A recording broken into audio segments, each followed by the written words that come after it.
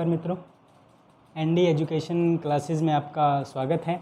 अब तक हम पटवार एग्ज़ाम को टारगेट लेके राजस्थान जीके की तैयारी कर रहे थे। उसी कड़ी में हम नया सब्जेक्ट साइंस से शुरुआत करते हैं और साइंस का एक बायोलॉजी का एक बेसिक टॉपिक पाचन तंत्र से शुरू करते हैं। पाचन तंत्र एक काफ़ी नॉर्मल टॉपिक है और इससे क्वेश्चन भी काफ़ी उठते हैं कंपटीशंस एग्ज़ाम में। ठीक है, तो देखिए पाचन तंत्र। तो सबसे पहले हम देखेंगे कि पाचन क्या होता है। पाचन यानी कि डाइजेशन जो है वो क्या होता है, डाइजेशन, और उसका प्रोसेस क्या होता है, डाइजेशन और उसका प्रोसेस कि डाइजेशन हमारे शरीर में कैसे होता है। ठीक है, तो जब हम कुछ भी खाते हैं, जैसे दाल रोटी सब्जी कोई भी खाना वो खाते हैं, तो उसमें कुछ जटिल अणु या बड़े अणु होते हैं जिनका हमारे शरीर को पाचन करने की आवश्यकता होती है। ठीक है, तो जो हम भोजन खाते हैं उसमें क्या होता है कि उसमें होता है कार्बोहाइड्रेट, उसमें होता है प्रोटीन और उसमें होता है फैट। ठीक है, ये जो जटिल या बड़े अणु होते हैं हमारे भोजन में होते हैं और उनको हमें छोटे अणु, जैसे जो कार्बोहाइड्रेट है वो ग्लूकोज से बना होता है या फिर ग्लूकोज में टूटता है। हम जानते हैं कि कार्बोहाइड्रेट एक पॉलीसैकेराइड है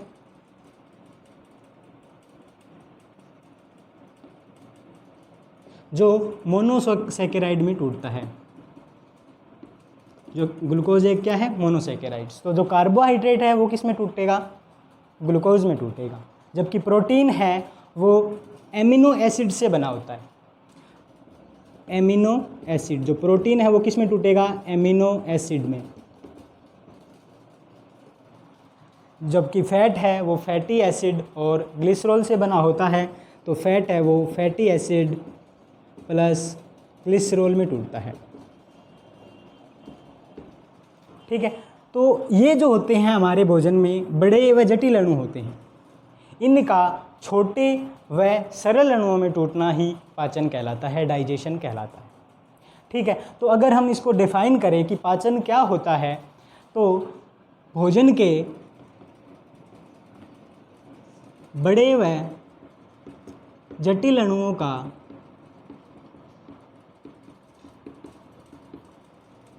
छोटे व सरल अणुओं में टूटना,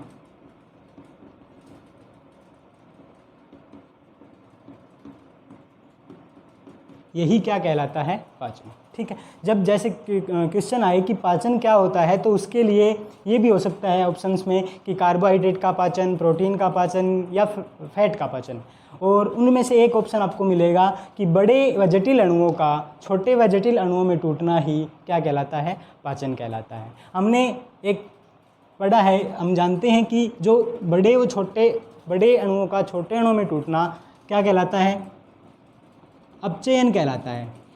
इसी से एक क्वेश्चन भी बनता है कि जो पाचन है वो किस प्रकार की प्रक्रिया है, वो एक अपचयी प्रक्रिया है, कैटाबॉलिक रिएक्शन है, अपचयी प्रक्रिया है पाचन। ठीक है, अब देखते हैं हम पाचन का प्रोसेस कि पाचन का क्या प्रोसेस होता है हमारे शरीर में। तो पहले आप सुन लीजिए प्रोसेस, उसके बाद में हम यहाँ पे राइट डाउन कर लेंगे। प्रोसेस पाचन जो होता है वो हमारे मुख से स्टार्ट हो जाता है। जब हम कुछ भी भोजन हम मुख में रखते हैं तो वहीं से उसका पहला चरण प्रारंभ हो जाता है, जिसको बोलते हैं इंजेक्शन। जब हम भोजन को मुख में रखते हैं उसको बोलते हैं इंजेक्शन। भोजन में को मुख में रखने के बाद उसका दूसरा चरण स्टार्ट होता है भोजन में लार का मिलना। जो हमारे मुख में लार ग्रंथियाँ होती है उनसे जो लार है वो भोजन में मिलती है और हमारे भोजन को वो चिकना या फिर मुलायम बनाती है ताकि वो हमारे आमाशय तक पहुंच सके। तो दूसरा जो प्रोसेस है वो हो गया सैलिवेशन या फिर लार का मिलना। ठीक है, उसके बाद में तीसरा जो चरण है उसमें जो भोजन है वो मुख से आमाशय तक पहुंचता है। किसके माध्यम से, फूड पाइप या ग्रासनाल के माध्यम से। तो तीसरा प्रोसेस में हो गया भोजन को निगलना। चौथा प्रोसेस में जब भोजन निगल के आमाशय में पहुंचता है, ठीक है, तो वहाँ होता है डाइजेशन। एक्चुअल डाइजेशन हमारा आमाशय में होता है। तो भोजन का आमाशय में पहुंचना और अमाशय में पहुंचना, उसके बाद में क्या होता है डाइजेशन। अमाशय में क्या होगा डाइजेशन। और चौथा स्टेप हो गया। उसके बाद में पांचवें स्टेप्स में जब भोजन पच जाता है या डाइजेस्ट हो जाता है अमाशय और छोटी आंत में, अमाशय जो भोजन है वो पूर्णतः पच जाता है। उसके बाद में जब भोजन छोटी आंत के अंतिम हिस्से में आता है, आप जानते हो कि छोटी आंत है वो उसके 3 हिस्से होते हैं, डेड्यूनम, जेजुनम और इलियम। जब भोजन छोटी आंत के इलियम हिस्से में आता है तो उसके बाहर अंगुलीनुमा संरचना होती है जिसे हम विलाई या रसांकुर कहते हैं। जब पचित भोजन यहाँ से गुजरता है तो ये विलाई और रसांकुर है जो पोषक पदार्थ हैं जैसे अमीनो एसिड्स हो गया, ग्लूकोज हो गया, उनका अवशोषण करते हैं। ठीक है, तो पांचवें जो स्टेप है उसमें क्या हो गया अवशोषण। अब आप ये बताइए, जब पोषक पदार्थों का अवशोषण इन्होंने विलाई ने किया है तो क्या उन पदार्थों की आवश्यकता सिर्फ इन विलाई को ही है? नहीं, उनकी आवश्यकता हमारे पूरे बॉडी को है, पूरे शरीर को है, शरीर के प्रत्येक अंग को है। तो जो पोषक पदार्थ हैं वो रक्त में मिलके रक्त के माध्यम से हमारे शरीर के प्रत्येक अंग तक जाते हैं और ये छठा प्रोसेस होता है जिसको बोला जाता है स्वांगीकरण या एमल्सिफिकेशन। ठीक है, आपसे क्वेश्चन में ये पूछा जा सकता है कि एमल्सिफिकेशन क्या होता है। तो जो पोषक पदार्थ है उनका शरीर के विभिन्न अंगों तक पहुंचना ही क्या कहलाता है एमल्सिफिकेशन या स्वांगीकरण कहलाता है। और इसके बाद जो अपचित भोजन है वो हमारे गुदा द्वारा या एनेक्स द्वारा बाहर निकाल दिया जाता है और ये हमारे भोजन जो पाचन है उसका 7वां चरण होता है। तो इस प्रकार जो पाचन है वो टोटल 7 चरणों में कंप्लीट होता है। ठीक है, अब इनको हम लिख देते हैं, राइट डाउन कर देते हैं। जैसे प्रोसेस में जो पहला स्टेप आया, पहला स्टेप था, हमने देखा था कि इंजेक्शन।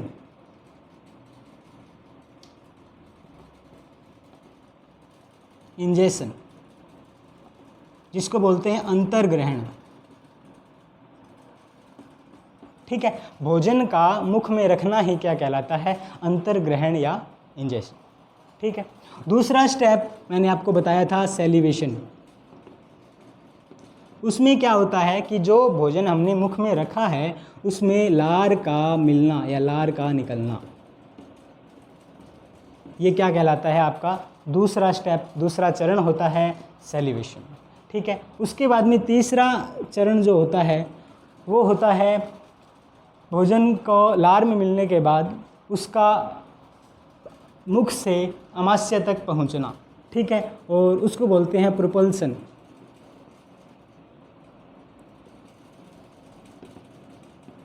ठीक है, और इसको बोल सकते हैं हम निगलना।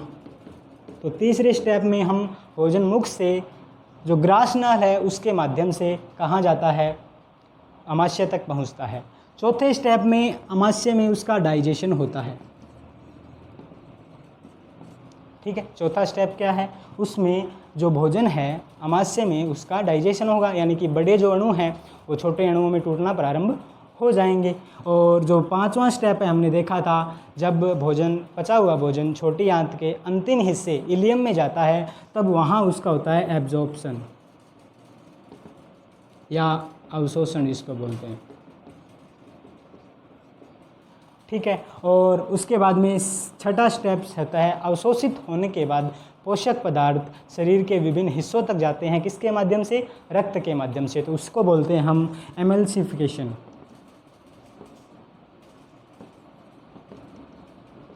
या स्वांगीकरण। ठीक है, और 7वां और अंतिम स्टेप है आपका एक्सर्शन।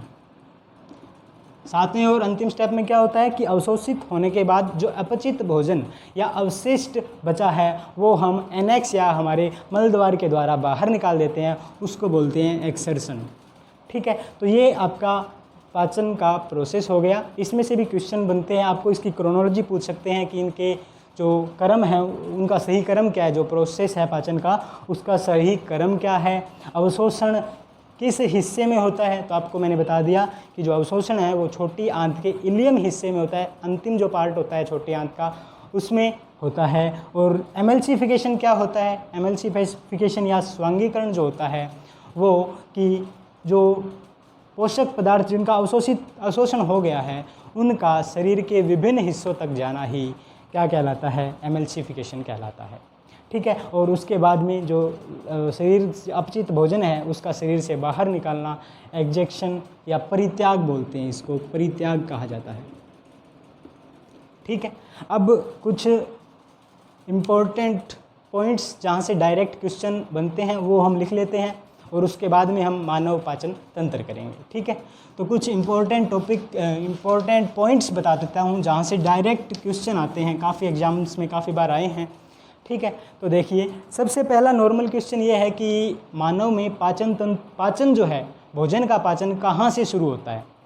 ठीक है। तो भोजन का पाचन जो है वह पाचन मुख से स्टार्ट होता है।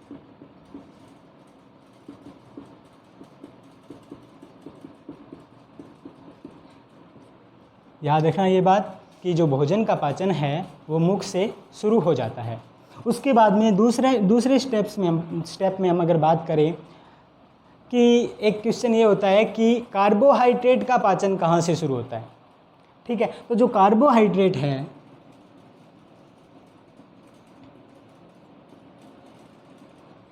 तो कार्बोहाइड्रेट का पाचन मुख से ही शुरू हो जाता है। कार्बोहाइड्रेट का भी पाचन मुख से शुरू हो जाता है। ये हम आगे पढ़ेंगे कि कार्बोहाइड्रेट जैसे स्टार्च है, स्टार्च एक कार्बोहाइड्रेट ही है और जो टाइलिन नामक एंजाइम है वो उसको माल्टोज में बदल देता है। तो जो इस कार्बोहाइड्रेट का पाचन है वो कहाँ से प्रारंभ हो जाता है? मुख से। तो कार्बोहाइड्रेट का पाचन भी मुख से शुरू होता है।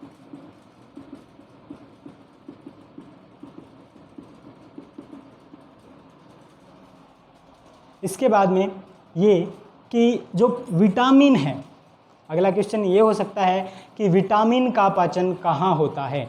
तो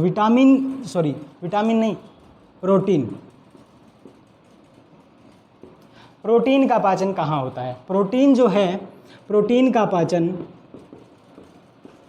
अमाशय में होता है।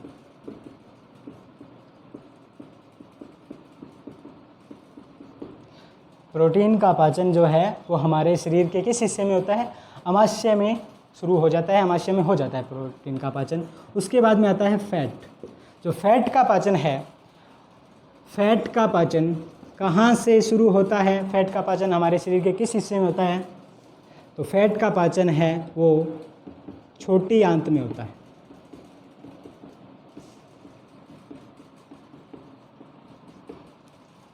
ठीक है। अब कोई बार ये भी क्वेश्चन आ सकता है कि जो भोजन है वो ज़्यादा देर तक शरीर के किस हिस्से में रहता है? तो सबसे अधिक समय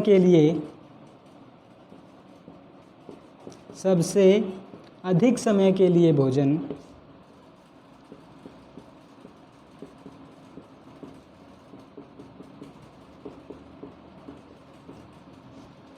कहाँ रहता है? छोटी आंत में रहता है।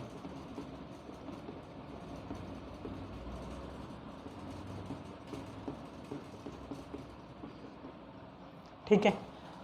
और यहीं पे हमारे शरीर के इसी हिस्से में भोजन का पूर्ण पाचन होता है। ठीक है। तो भोजन का पूर्ण पाचन जहाँ पर ज़्यादा समय तक रहेगा वहीं पे तो भोजन का पूर्ण पाचन होगा। तो भोजन का जो पूर्ण पाचन है वह भी छोटी आंत में होता है।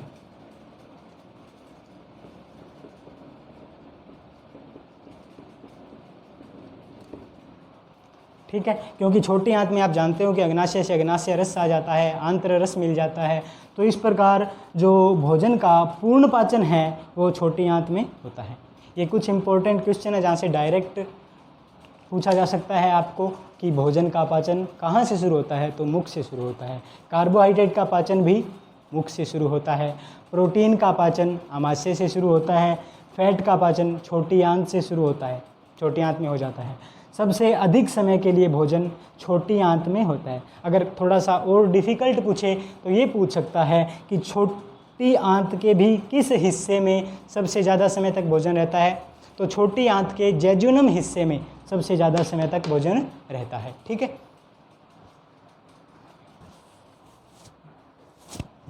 और छोटी आंत में ही हमारे शरीर का पूर्ण पाचन होता है, हमारे भोजन का पूर्ण पाचन होता है। ठीक है, अब हम देखते हैं मानव पाचन तंत्र, यानी कि मानव का जो पाचन है उसमें कौन से अंग होते हैं पाचन के प्रोसेस में और कौन से पाचन में सहायता करते हैं। तो मानव पाचन तंत्र, उसमें देखेंगे सबसे पहले मुख्य अंग जो है वो एलिमेंट्री कैनाल होता है,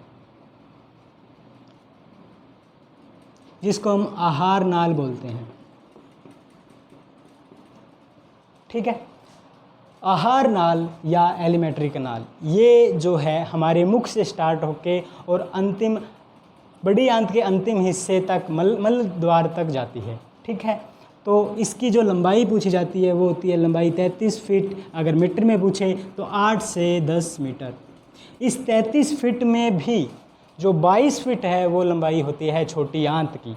ठीक है, तो अगर पूछे कि आहार नाल का सबसे बड़ा हिस्सा कौन सा होता है तो वो होता है छोटी आंत। ठीक है, जिसकी लंबाई होती है 22 फीट। ये हम छोटी आंत जब करेंगे तब पढ़ लेंगे। अभी आपको इतना ही ध्यान रखना है कि एलिमेंट्री कैनाल, आहार नाल जो हमारे मुख से स्टार्ट होती है और मलाशय तक जाती है अंतिम हिस्से तक, और इसकी कुल लंबाई होती है 33 फीट, यानी कि जो माउथ से स्टार्ट होती है और रेक्टम तक जाती है। ठीक है, अब इसके जो हिस्से हैं अलग अलग, जैसे माउथ के बाद में अमाशय आएगा, उसके बाद में छोटी आंत, बड़ी आंत, वो इसी के हिस्से हैं, लेकिन ये पूरी एक एलिमेंट्री कैनाल है जिसकी लंबाई होती है 33 फीट, और कहाँ से कहाँ तक, मुख से लेकर शुरू हो जाती है ये और रेक्टम तक जाती है। अब उसके बाद में हम पढ़ेंगे एसेसरी ऑर्गन्स,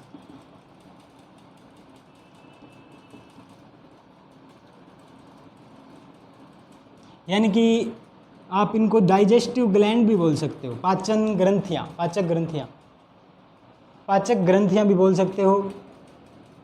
इसको थोड़ा सा इस साइड लिख देते हैं, एसेसरी ऑर्गन्स। ठीक है, या डाइजेस्टिव ग्लैंड, पाचक ग्रंथियाँ। आप जानते हो कि ये जो पाचक ग्रंथियाँ हैं वो हमारे भोजन के पाचन में सहायता करती है, इसलिए इन्हें सहायक अंग भी बोला जाता है।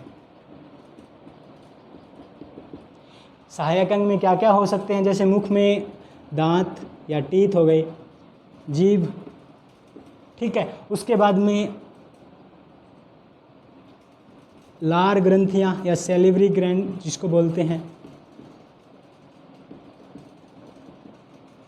उसके बाद में अग्नाशय, यकृत और पित्ताशय। ये जो है पाचन नली का हिस्सा तो नहीं होते, ये इस आहार नाल का हिस्सा तो नहीं होते, लेकिन ये हमारे जो पाचन है उसमें सहायता करते हैं, इसलिए इसे सहायक अंग या पाचक ग्रंथियां भी कहा जाता है। ठीक है, तो अब हम सबसे पहले आहार नाल के बारे में बात करते हैं ब्रीफ से। ठीक है,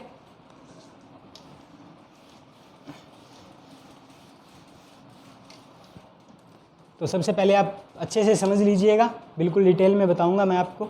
ठीक है, तो आहार नाल मुख से स्टार्ट हो जाती है, जैसे सबसे पहला पार्ट होता है इसका माउथ। ठीक है, उसके बाद में माउथ के बाद में ग्रशिका या जिसको फेनेरेक्स भी बोलते हैं। ठीक है, उसके बाद में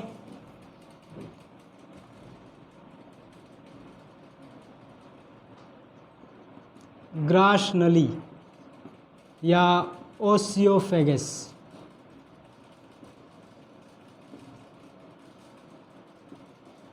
उसके बाद अमाशय आता है इसमें, जिसको हम स्टमक कहते हैं, और उसके बाद छोटी आंत,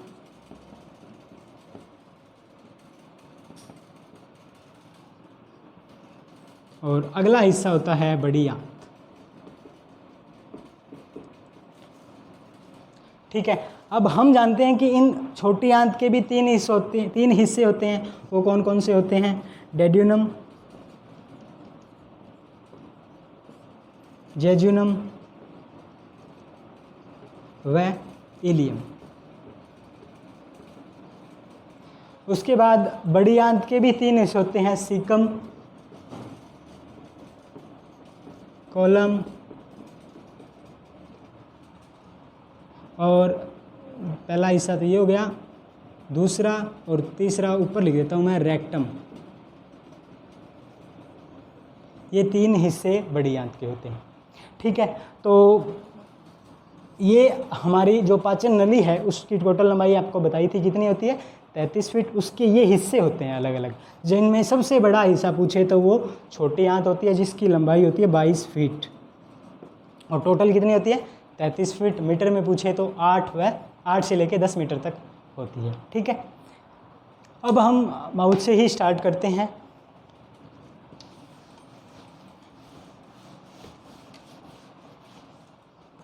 माउथ में कौन से जो अंग हैं वो होते हैं? जैसे माउथ में टीथ भी आ गए, टंग,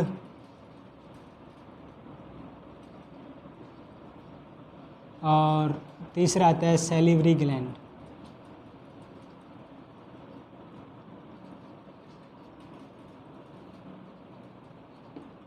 दांत, जीभ और लार ग्रंथियाँ ये हमारे मुख में होती हैं। ठीक है, अब इनके बारे में देखेंगे हम।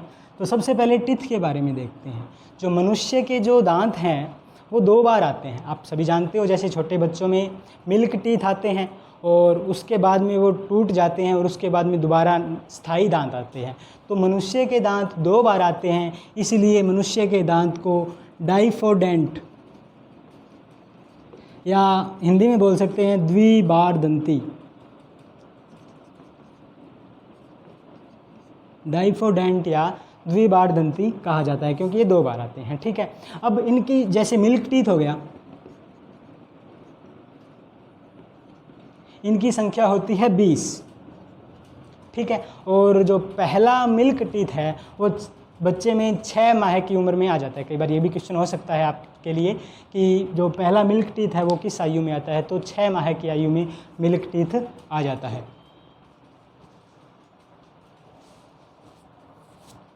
उसके बाद जो दूसरे प्रकार के दांत होते हैं उनको हम स्थायी दांत या वयस्क दांत भी बोलते हैं और उनकी संख्या होती है 32। अब देखिए, सबसे पहले मिल्क टीथ आते हैं 20, वो टूटने के बाद दोबारा स्थायी दांत या वयस्क दांत आते हैं तो उनकी संख्या कितनी हो जाती है? 32। तो अगर आपसे ये क्वेश्चन भी बन सकता है यहाँ पे कि कितने दांत मनुष्य में 2 बार आते हैं, तो जो 20 दांत हैं वो पहले मिल्क टीथ के रूप में आते हैं और उसके बाद में स्थायी दांत के रूप में आते हैं। तो ये जो 20 दांत है वो मनुष्य में 2 बार आते हैं। ठीक है, अब जो दांत है वो कार्य के आधार पर भी बांटे जा सकते हैं। जैसे कार्य के आधार पर इनको 4 भागों में बांटा गया है। मैं साफ ही कर देता हूँ इसको, 4 भागों में। जैसे सबसे पहले जो दांत उनको हम इंसाइजर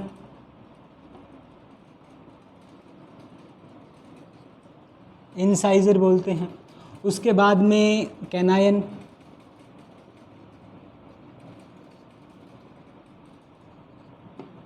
उसके बाद प्रीमोलर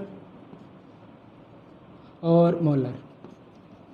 इसको आई से डिनोट करें, इसको सी से डिनोट करें, इसको पी से डिनोट करें और इसको एम से डिनोट करें।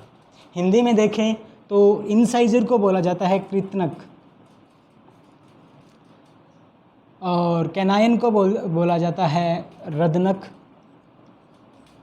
प्रीमोलर को अग्रचवर्णक, मोलर को चवर्णक।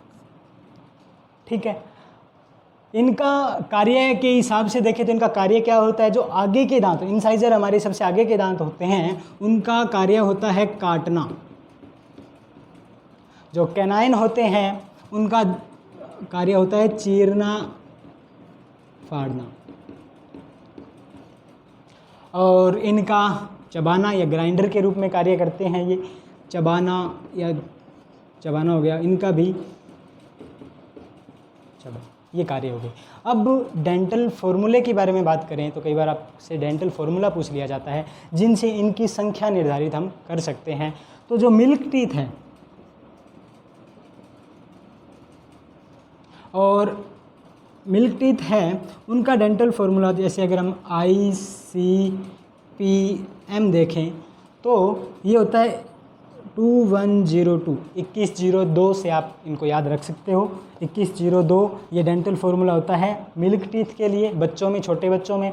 और जो वयस्क टीथ दांत होते हैं या स्थायी या परमानेंट टीथ जिसको बोलते हैं,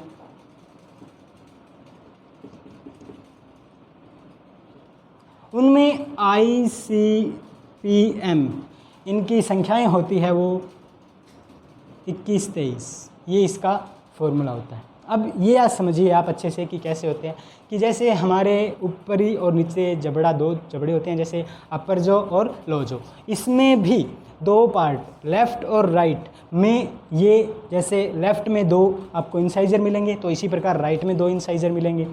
जैसे अगर हम डायग्राम से देखें तो ये अगर मान लो हमारा अपर जो है सिर्फ एक, उसको 2 हिस्से में बांट दिया, लेफ़्ट और राइट, तो इसमें 2 इंसाइजर होते हैं, ठीक है। एक कैनाइन, नुकीला जो दांत होता है आपका वो कैनाइन होता है, ठीक है, और 2 प्रीमोलर और फिर 3 मोलर, ठीक है। इस प्रकार एक हिस्से में 2, 3, 4, 5, 6, 7 और 8 दांत हो गए। इसी प्रकार ये तो राइट साइड में हो गए, इसी प्रकार लेफ़्ट साइड में 2 इंसाइजर, एक कैनायन, 2 प्रीमोलर और उसके बाद में 3 मोलर, ठीक है। तो एक जबड़े में आपके 16 दांत हो गए। उसी प्रकार निचले जबड़े में राइट साइड और लेफ़्ट साइड, तो टोटल दांत ऊपरी में 16 और नीचे में 16, 32 हो गए। यानी कि अगर इसको आप इंटू 4 करना पड़ेगा आपको, तब आपके जो टोटल दांत आएंगे, जैसे ये 8 हो गए आपके इंसाइजर, ठीक है, और 4 आपके हो गए कैनायन, इसको साफ कर देते हैं। तो फिर इसी प्रकार 4 हो गए आपके प्रीमोलर और 12 हो गए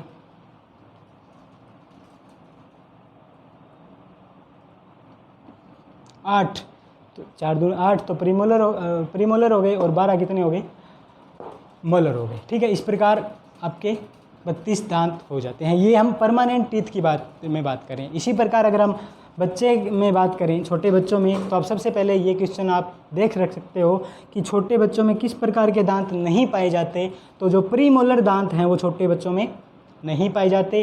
इनमें दांतों की कुल संख्या 20 होती है, यानी कि इसको अगर हम 4 से मल्टीप्लाई करें तो बच्चों में इंसाइजर दांत कितने हो गए, 8, कैनाइन कितने हो जाएंगे, 4, प्रीमोलर 0 और मोलर 4, तो 8, तो ये टोटल 20 दांत हो गए बच्चों में, ठीक है। अब थोड़ा सा दांत के स्ट्रक्चर के बारे में बात करें अगर हम, तो जो दांत है वो ट्राई कैल्शियम फास्फेट से बना होता है। जो दांत है जैसे इस प्रकार होता है, ये ट्राई कैल्शियम फास्फेट,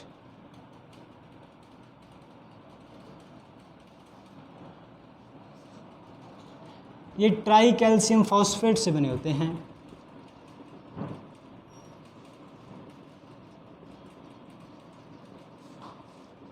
जिसको हम डेंटिन भी बोल देते हैं, ठीक है। और इनके ऊपर जो परत होती है वो इनेमल की परत होती है, ठीक है। दांत जो हैं वो ट्राई कैल्शियम फॉस्फेट से बने होते हैं, जिसको डेंटिन कहा जाता है, ठीक है। और ये जो डेंटिन है वो आपको इससे पता लग रहा होगा कि कैल्शियम और फॉस्फेट से मिलकर बनते हैं, ठीक है।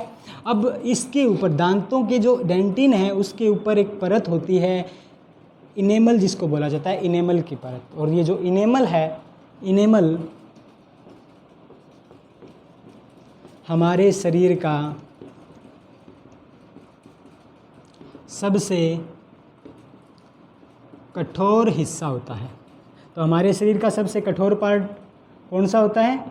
इनेमल होता है। ठीक है, अब बात करते हैं कि जब दांत कमज़ोर होने लगते हैं, क्यों होने लगते हैं? क्योंकि जब हमारे मुख में फ्लोरीन और अम्लों का जमाव होने लगता है तो ये जो इनेमल की परत है वो नष्ट होने लगती है और दांत कमज़ोर होने लगते हैं। तो इसके लिए जब अम्लों का जमाव होता है तो इस अम्लीयता को हमें कम करना होगा।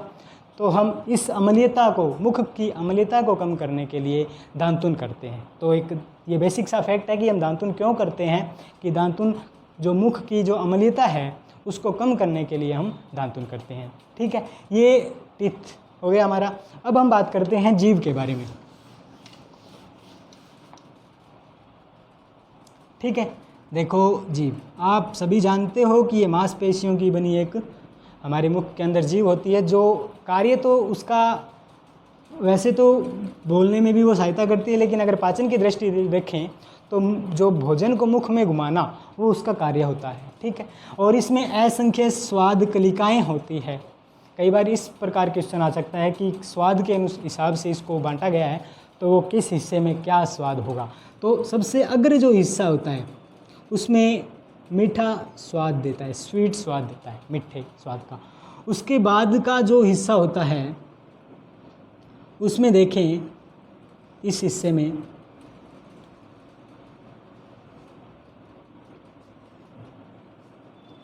तो ये जो है वो सोल्टी यानी कि नमकीन टेस्ट देता है आपको।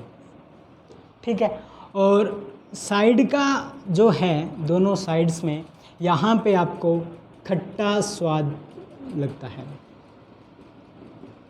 पीछे की ओर बिल्कुल, ये थोड़ा सा और इस साइड होगा, पीछे की ओर बिल्कुल आपको कड़वा स्वाद मिलता है, और बिल्कुल जो मध्य में है वो स्वादहीन होता है।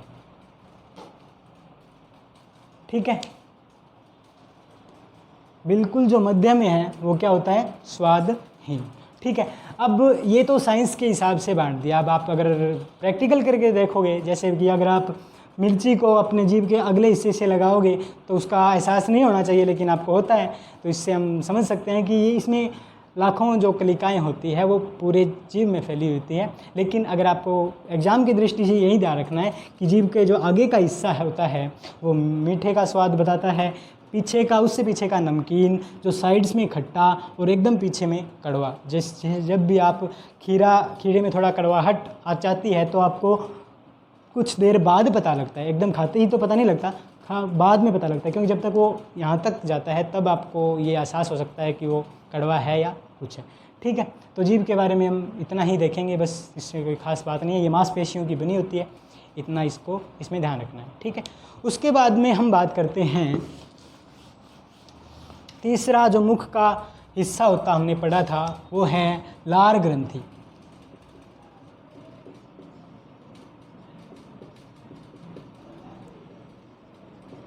या सैलिवरी ग्लैंड्स।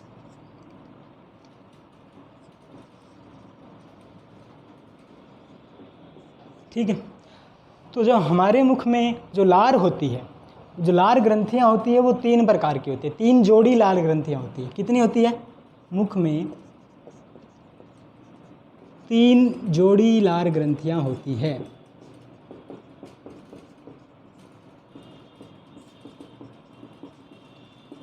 तीन जोड़ी यानी कि तो कुल संख्या पूछे तो कितनी होगी? 6। 3 जोड़ी है तो उनका डबल यानी कि 6 जो लार ग्रंथियाँ होती हैं 3 जोड़ी में होती है। वो कौन कौन सी होती है उसमें देखें तो पहली आती है आपकी सब मैक्सिलरी, या हिंदी में जिसको बोलते हैं अधोजीवा, अधोजीवा ग्रंथि। ठीक है, दूसरे के बारे में अगर बात करें तो दूसरी होती है सब मैंडिबुलर,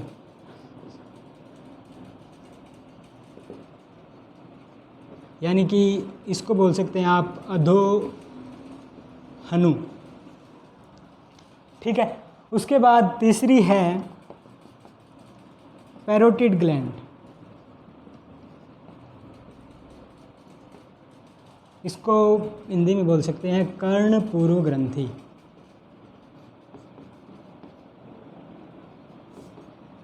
ठीक है, तो सबसे पहले सब मैक्सिलरी ग्लैंड, ये नाम से ही पता चल रहा है अधोजीवा ग्रंथि। तो ये हमारे मुख में जो जीवा होती है, जीवा के नीचे पाई जाती है। कौन सी?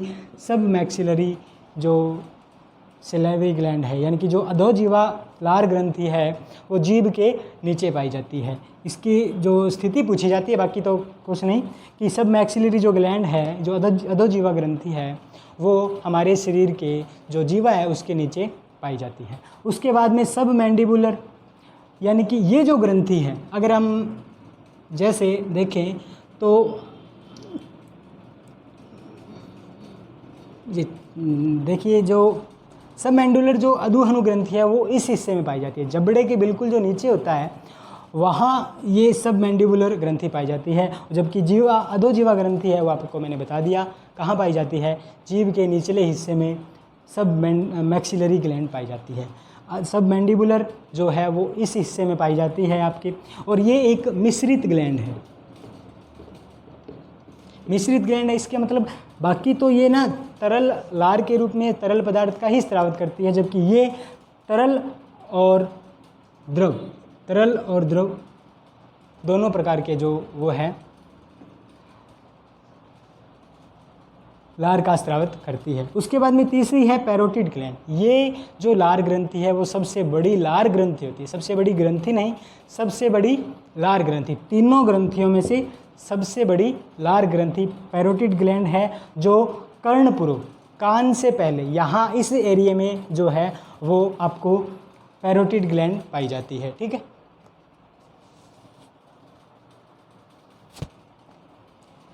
तो ये हो गई आपकी लार ग्रंथि। अब लार का कार्य क्या होता है और लार के बारे में पढ़ते हैं। तो सबसे पहले यही फैक्ट है कि मानव के मुख में प्रतिदिन 1.5 लीटर, पहले मैं साफ कर देता हूँ इसको,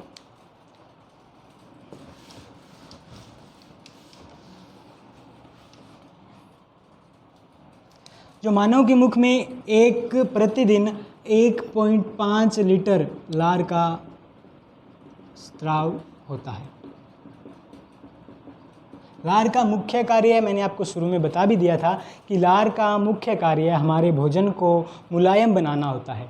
अगर लार ना मिली भोजन में तो वो मुलायम नहीं होगा और उसके रुकने की संभावना ज़्यादा होती है, पर जब लार मिल जाती है तो भोजन आसानी से मुख के माध्यम से हमारे आमाशय में पहुंच जाता है। तो मुख्य कार्य क्या होता है?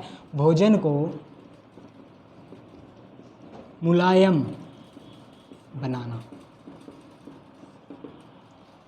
ठीक है, उसके बाद में भोजन को मुलायम बनाना जो लार का मुख्य कार्य होता है। कई बार लार के पीएच वैल्यू के लिए भी क्वेश्चन आ जाते हैं कि जो लार का पीएच मान है, पीएच मान आप जानते हो, पीएच की फुल फॉर्म क्या होती है?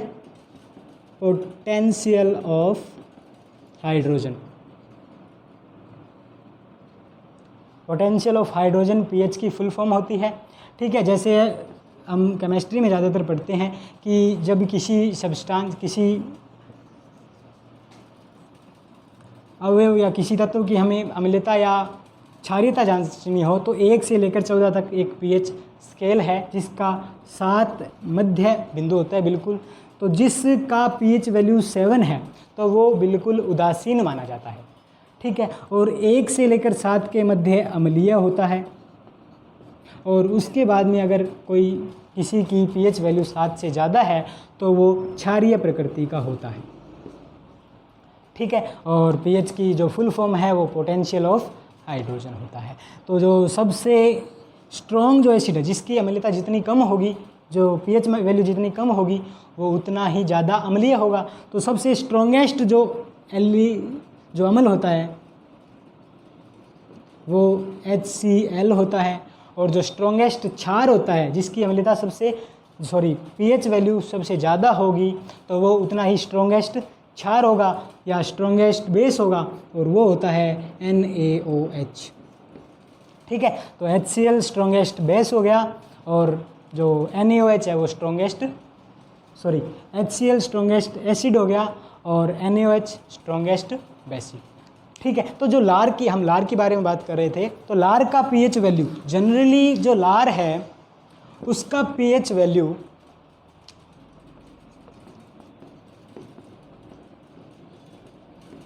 लार का पीएच मान 6.8 होता है, यानी कि 7 से कम हो गया। तो आप कह सकते हो कि जो लार है वो हल्की अम्लीय होती है, ठीक है। तो लार का पीएच मान 6.8 और वो जनरली अम्लीय होती है थोड़ी सी। लेकिन एक क्वेश्चन और, खाने के तुरंत बाद अगर हम पीएच वैल्यू देखें तो खाने के, मान लो आपने पेट भर के खाना खा लिया, तो खाने के तुरंत बाद लार का पीएच मान वह 7.2 हो जाता है। यानी कि अब 7 से ज़्यादा होती है तो क्या होती है, क्षारीय। तो जब खाने के तुरंत बाद लार का पीएच देखा जाता है तो लार हल्की सी क्षारीय प्रकृति की हो जाती है। तो क्वेश्चन में बिल्कुल क्लियर आएगा। अगर सीधा पूछे लार का पीएच वैल्यू तो 6.8, और अगर खाने के तुरंत बाद, स्पेशल ये दे आपको कि खाने के तुरंत बाद लार का पीएच वैल्यू कितना होता है, वो 7.2 होता है, ठीक है। तो अब देखते हैं कि लार में एंजाइम कौन कौन से पाए जाते हैं। लार में 2 प्रकार के एंजाइम पाए जाते हैं। लार में 2 प्रकार के एंजाइम पाए जाते हैं। एक तो पाया जाता है लाइसोजाइम और दूसरा पाया जाता है टाइलिन। ये 2 एंजाइम आपके लार में पाए जाते हैं। तो इस एंजाइम का क्या कार्य है? लाइसोजाइम जो होता है वो एक एंटीबैक्टीरियल एंजाइम आपको जिसको बोल सकते हो, यानी कि लाइसोजाइम है हमारे भोजन के साथ आने वाले जीवाणुओं को, सूक्ष्म जीवाणुओं को नष्ट कर देता है। तो लाइसोजाइम का यही कार्य है कि भोजन के साथ आने वाले सूक्ष्म जीवाणुओं को नष्ट करना, ठीक है। उसके बाद में बात करते हैं टाइलिन। ये यहाँ पे साइलेंट है, जिसको बोला जाता है टाइलिन एंजाइम। ये टाइलिन एंजाइम जो है वो हमारे भोजन में जो कार्बोहाइड्रेट होती है, जैसे स्टार्च एक कार्बोहाइड्रेट है,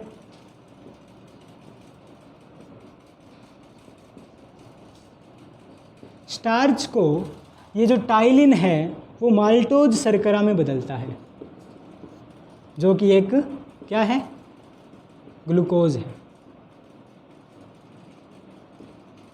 या जिसको आप मोनोसैकेराइड बोल सकते हो,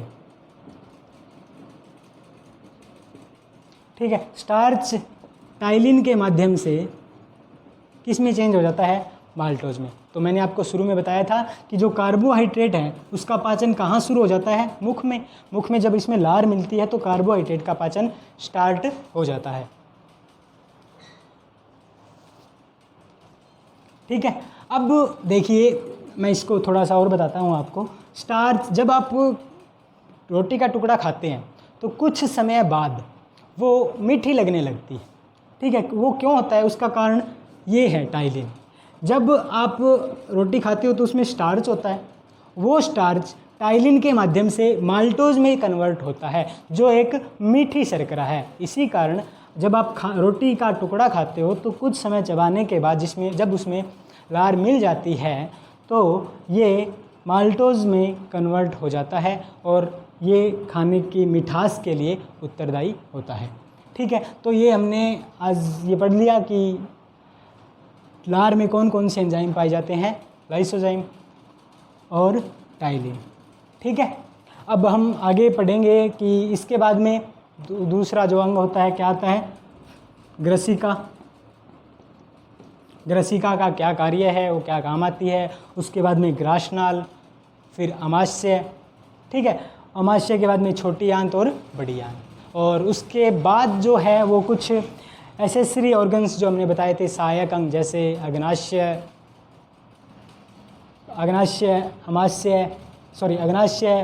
और यकृत और पित्ताशय आदि, ठीक है। बाकी हम करेंगे अगले लेक्चर में। Thank you.